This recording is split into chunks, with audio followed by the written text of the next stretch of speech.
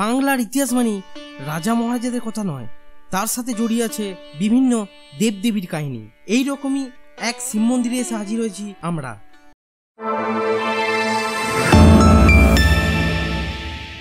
Bardhaman station থেকে দক্ষিণ পশ্চিম কোণে 4 কিলোমিটার দূরে অবস্থিত মোটা শিব বাবার এই মন্দিরটি। এই শিবলিঙ্গটি বর্ধমানেশ্বর নামেও বিখ্যাত। বর্ধমানেশ্বরের বাবার এই জায়গাটি আগে স্বর্গীয় চারুচন্দ্রদের কৃষি জমি ছিল। 1972 সালে 10ই আগস্ট চাষের জমি সমান করতে যাওয়ার সময় কোদালের ডগায় এই শিবলিঙ্গটি অস্তিত্ব পাওয়া যায়। অনেক মানুষ মিলে সেটিকে তোলার চেষ্টা করে, কিন্তু শত চেষ্টা করেও সেটিকে তোলা সম্ভব হয়নি।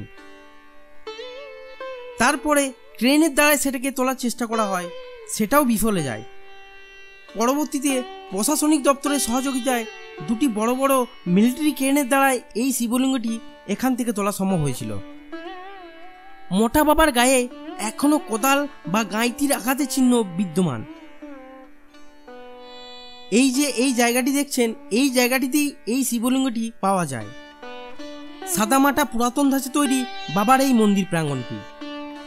পুরোহিতের সাথে আমরা কথা বলে জানতে পারলাম, মোটা বাবার এই মন্দিরটি যতবারই নির্মাণ করার চেষ্টা করা হয়েছে ততবারই বাধা এসেছে।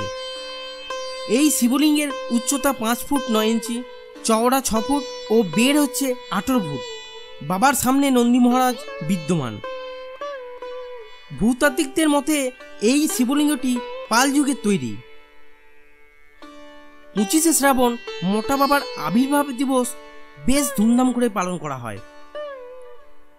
ওই দিন কয়েক হাজার মানুষ কাটোয়ার গঙ্গা থেকে জল এনে বাবার মাথায় ঢালেন। ওই দিনে কয়েক হাজার পুণ্যার্থীর সমাগম হয়। মোটা বাবার এই মন্দিরটি সকাল 8টার সময় খুলে সন্ধ্যা আরতি করে 7টার মধ্যে মন্দির বন্ধ করে দেওয়া হয়। মোটা শিব বা বর্ধমানেশ্বর বাবাকে নিয়ে আরও 2-4 কথা শুনিনি এই মন্দিরের পুরোহিতের মুখে। বাবা আবির্ভাব হয় 1972 সালে 10ই আগস্ট। মাটি খনন কার্য করতে গিয়ে বাবাকে পাওয়া যায়। আচ্ছা, বর্ধমানেশ্বর নামে খ্যাত। কেউ বাবা মোটা শিব বলে, কেউ বুড়ো শিব বলে। আপনি কি এখানে? আমি এখানে পুরোহিত, সেবায়িত অনুজনা যার জায়গার উপর উঠেছেন তিনি সেবায়িত, আমরা পুরোহিত। আচ্ছা, কেউ পুজো দিতে এলে এখানে কটার মধ্যে? এখানে সকাল থেকে আমাদের পুজো শুরু হয় 5টা থেকে। যে যা পারে নিজে নিজে পুজো করে। আমরা 9টার পর থেকে আমরা বাবার নিত্য পুজো করে তারপরে আমরা পুজো চালু করি। এই ওজন হচ্ছে 13 টনের অধিক এই শিবলিঙ্গ কোষ্ঠী পাথরের। 1972 সালে 10ই আগস্ট বাবা আবির্ভাব হয়। বাংলা 1379 সাল 25শে শ্রাবণ বাবা আবির্ভূত হয়। শিবটা এত মোটা, এটা 18 ফিট গোলাই এবং লম্বা হচ্ছে 5 থেকে 6 ফুট। এই এত বড় মোটা শিব বিশ্বে কোথাও দেখা যায় না, এবং এটি এশিয়া মহাদেশের সব থেকে বৃহত্তম শিবলিঙ্গ। বর্ধমান ঘুরতে এলে বর্ধমানেশ্বর বাবার এই শিবলিঙ্গটি অবশ্যই দর্শন করে যাবেন।